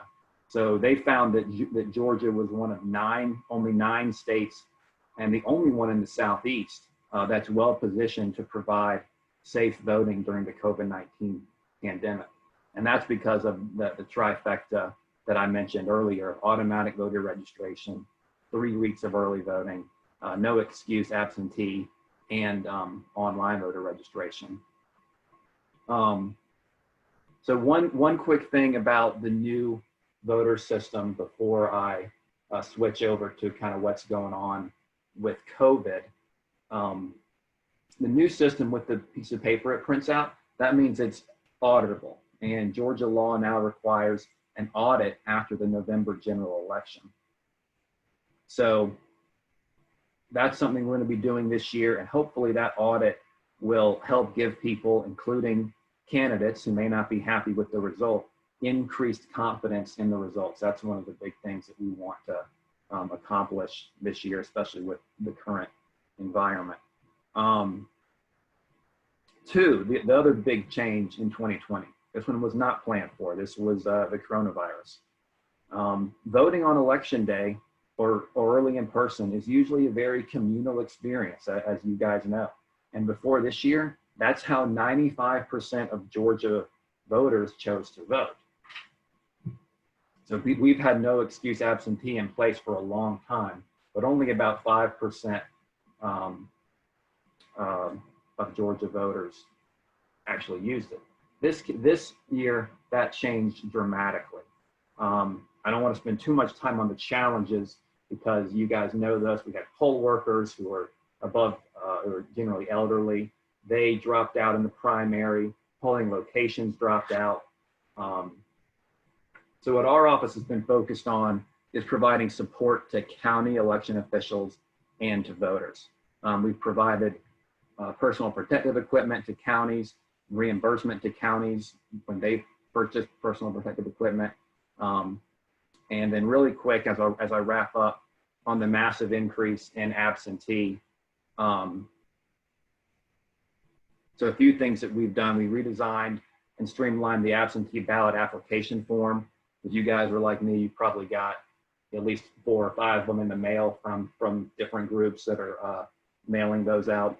We've also launched a secure online absentee ballot request portal. If you go to that website that I mentioned earlier, securevotega.com, you can get to the online absentee ballot requests. We launched it about 10 days ago. Over 250,000 people have already used it to request their absentee ballot. So we're trying to streamline that process for both voters and county election officials. The state election board also established secure drop boxes to add another contactless way to return your absentee ballot. There's approximately 300 of them that have already been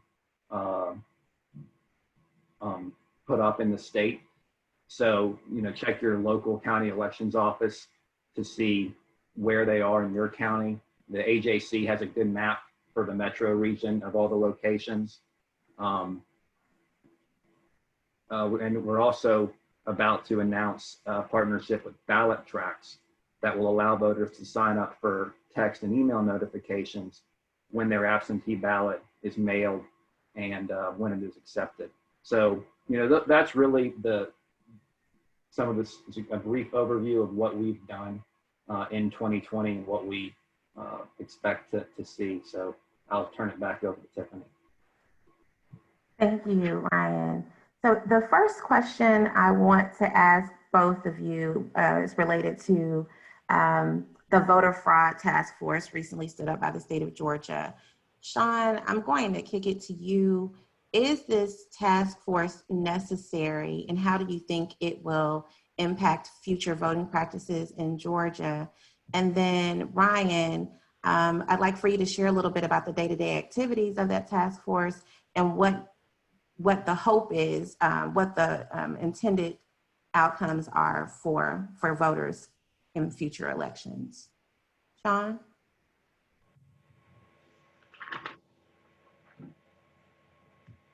You're on mute, Sean. Looking at voting behavior and voting patterns can often reveal discrepancies and problems of the system itself. And that is most certainly a laudable and legitimate purpose. However, I do think that the creation of these task forces and when we talk about investigating voters, that does unfortunately and understandably raise a lot of alarm among voters. I don't think anyone wants an investigator knocking on their door. To talk about this, a lot of situations in which there was no fault of the voter.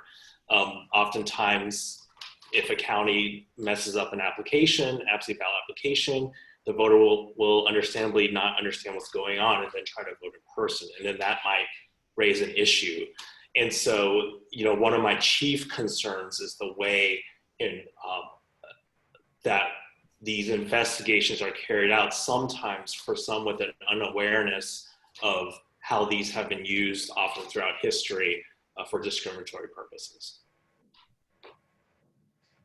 So I would just add that our goal in setting up that task force is really to, we knew there was going to be, or we anticipated there being after the corona, a massive increase in absentee by mail voting in Georgia, which is not, generally it's about 5% of the electorate. And I think everyone involved in elections knows there's a lot more challenges with absentee voting from an ensuring integrity perspective than there is with in-person voting. So our goal is to increase confidence in the election from everybody. And there's a large percentage of the population who are concerned about the integrity of absentee ballots. I don't really like the term voter fraud because I think, like Sean says, that kind of implies that the voter is trying to do something wrong. And most cases that we see are more similar to what happened in North Carolina in 2018, 2016 or 2018, I don't remember. But it was really people, kind of shady characters who were kind of tangentially connected to campaigns that were the ones doing the bad acts. And that was when they were doing ballot harvesting and maybe changing votes, maybe not turning ballots in. But anyways, that led to the election, having to redo an election in North Carolina. What we see in Georgia, and if you come to our state election board meetings, you see people maybe signing ballots for their family and submitting ballots. Someone submitted a ballot for their dead relative. And his excuse was, well, she kept talking about who she was going to vote for, so we knew who she was going to vote for. So it may not be sort of intentionally, it may not be malicious, but it's still not allowed, and it still takes away, kind of cancels out someone else's vote. So that's really our goal, and that is so the entire electorate can have increased confidence in the results. What can you share about the statistical frequency of those kinds of ads? So from my perspective, I don't know the answer to that, but I would say that from my perspective, I think that the vast majority are completely valid. So I think I think illegal votes and things like that are very small. The problem is it doesn't take much, I think, to lead to people basically having decreased confidence in the results of our election. Okay, thank you. So I want to transition to an issue that seems to become more and more important to the rest of the nation, and that's the issue of people who have been convicted of felonies voting. It was addressed in one of the earlier panels, but I wanted to highlight that the Secretary of State has added a little bit of information for potential voters with convictions on the website, on your website, about how to vote, what kinds of fines disqualify folks from voting. And I wanted to get both Sean and Ryan to chime in about what the most important things are for people who have felony convictions but have completed their sentences. What should they know when determining whether they're eligible to vote? Well, Sean, do you want? Sure, and then Ryan, correct me if you don't agree, but I think the fines and the fees issues, if someone has completely paid it off and they are done, I think they are supposed to get something in writing, or at least folks are working on it to confirm. But when they are done, there's no process of rights applying for your civil rights to be restored. And I know this process is very confusing. You do not have to formally apply to have your civil rights restored when you're done with your sentence. You simply register to vote. That's it. If you are done with your term of probation and the only thing left are those fines and fees, then as a general matter, you are eligible to vote, you can register. What I might advise folks is that if you're in a situation, you're done with your probation term and you have some fees left and you want a little bit more certainty, certainly contact us. And don't be hesitant to email your election official directly and say, hey, here's my situation, can I vote or not? And that will give you an added layer of protection as you move forward. But we certainly encourage people to talk to us if you're in that situation. Right now, like I said before, the state interprets all felonies as disenfranchising, but we're taking a look at that. But for right now, you should assume that all felonies are disenfranchising when you are serving a sentence for it. That's right. That's what I was going to add. And the Southern Center where Tiffany works has been helpful on this issue to make sure that that we can be as clear as possible, because it's not always easy to be clear. But just one thing from Sean, I think some reentry groups kind of having a piece of paper that says your sentence is complete. You don't have to have that in order to register. Some reentry groups kind of recommend that just so you can make sure you're on kind of the right side. Because we do have situations where someone will call and say, oh, no, I finished that sentence. And then we'll check our record. Well, what about this one? Oh, yeah. So, you got to make sure if you have multiple sentences that you're through all of them. It's really not confusing for people who are in prison, but it gets confusing when you're on the probation or parole part of your sentence.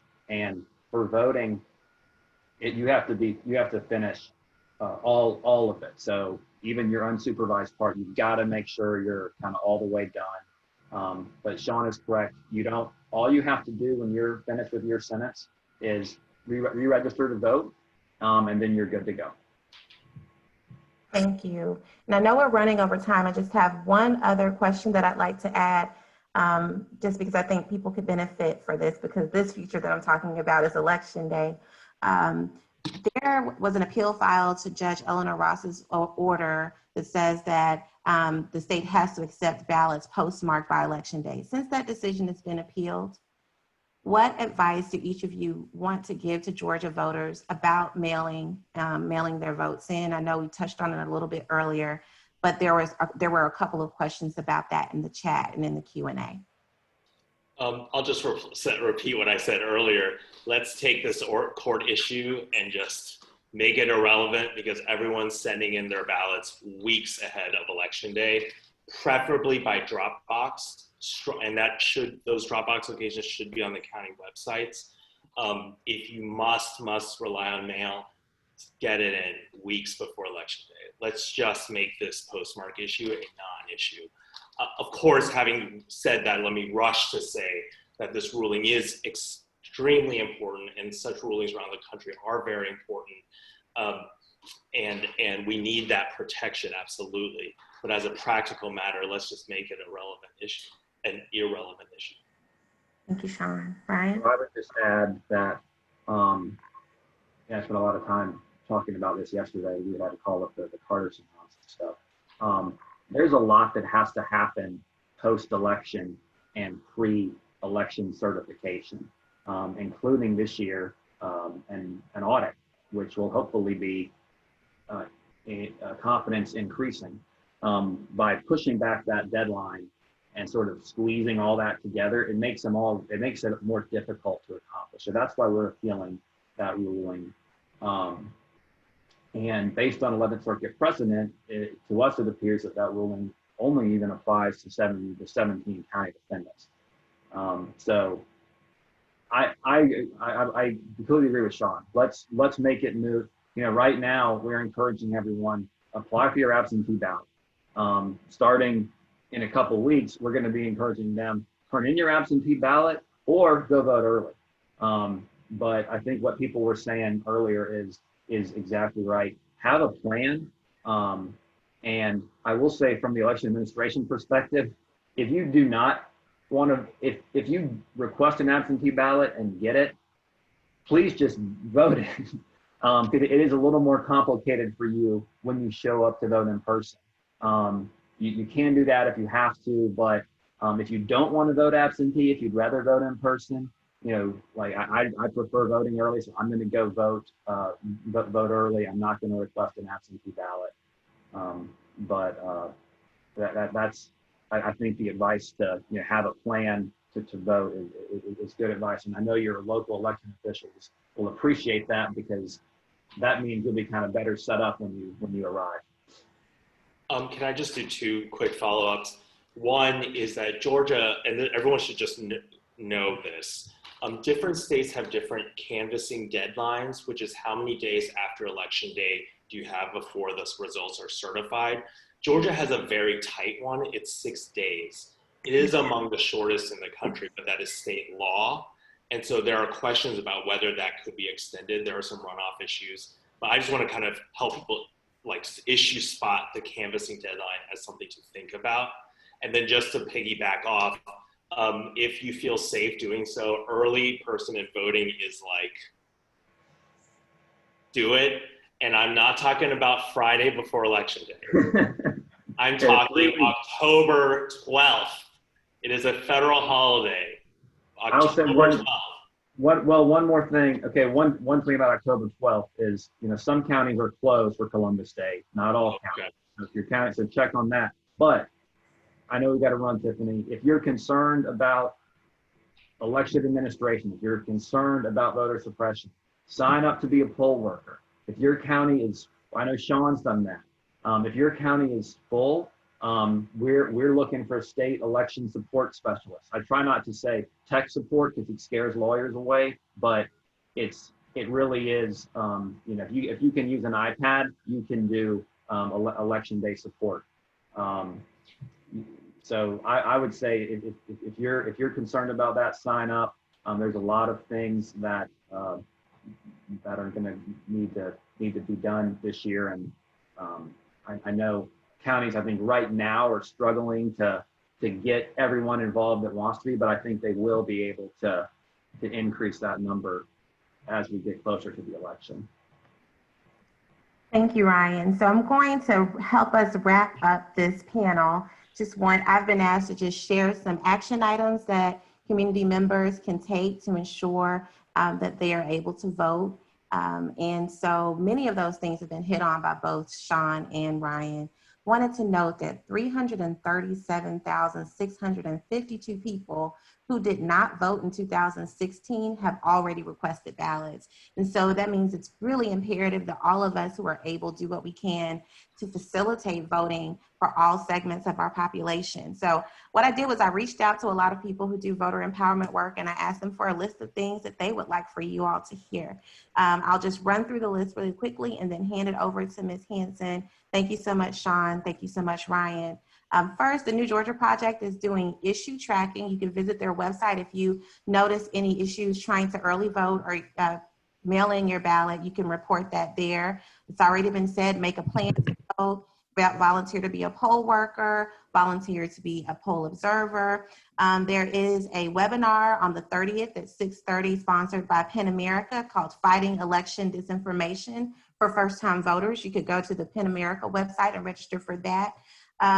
At my church, we're doing caravans to the drop boxes, early voting caravans where people who are cohabitating or quarantined together can ride to the polls early together.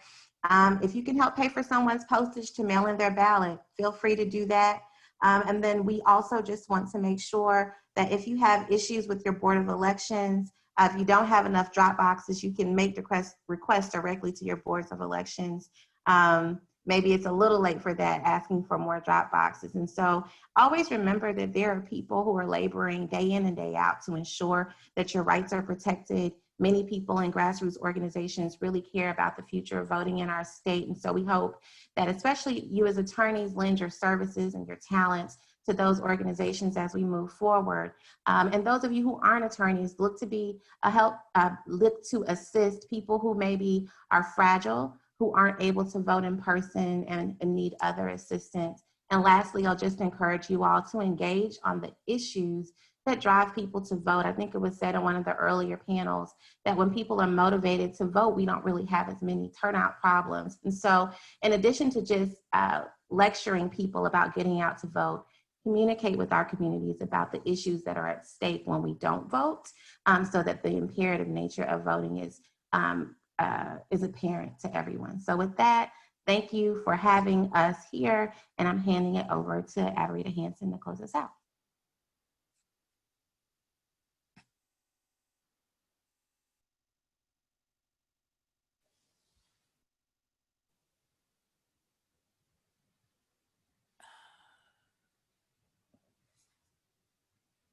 Okay, can you all hear me now? Oh, damn it. Okay. Hi, everybody. Can you hear me now? We can. Okay. Wasn't this a tremendous program? We really tried to give you a perspective from history and from the law. But you got a lot of practical information. So I guess, you know, the good Lord's hand was in this timetable that we did not have this in June. And we asked everybody to really give us the most timely information. I know a lot of you have asked about CLE credit. That's in the chat room, and we'll get back to everybody who was on board for this to give you that information. And a lot of the other information is in the materials that will also be you'll be provided a link to. So we took a trip through history. We really looked at history teaching patterns. We looked at Georgia, and we looked at the nation, and we looked at the Southeast. We really had a bipartisan and a nonpartisan experience here, which was good because we really need to ensure fair elections, and that was our goal in creating this. So our participants gave us particular insights that really address the issues today. And with the election approaching, many of you have asked, what is the role of lawyers in supporting the right to vote, and what can you do? So we've tried to provide you a lot of what you can do as well as what non-lawyers can do in the next couple of days, which are critical to all of us. So let me just give a special thanks to all of those who made that happen. My co-chairs, Alicia Hargrove, and the one that we conscripted, which was Ira Foster of Georgia Legal Services, provided us ideas and technical support. And we also had a particular benefactors who came in, the C and Felton LLC trial lawyers, who provided us with some incentives to get some of you all to listen in. Our participants were just extraordinary. When we had to reschedule this, they got on their schedules and they came back. Ryan Germany, Charles Johnson, Francis Johnson, Professor Tanya Washington Hicks, our Rutha Mae Harris, who's one of the original Freedom Singers out of Albany, Georgia, Derek Pope, our interrogator extraordinaire, Tanya Williams Roberts, who always is right on time, and Sean Young with the ACLU, who's been out there in the trenches. Our partners have been the State Bar of Georgia, of course, our own Dawn Jones, president, who recognizes this state of two pandemics, the National Bar Association, C.K. Hoffler, president, of course, our own Committee to Promote Inclusion, co-chairs Shantan Menzie and Katie Dodd. And we have to give a special shout out to Sharon Baker, who was our staff person extraordinaire, who has just retired.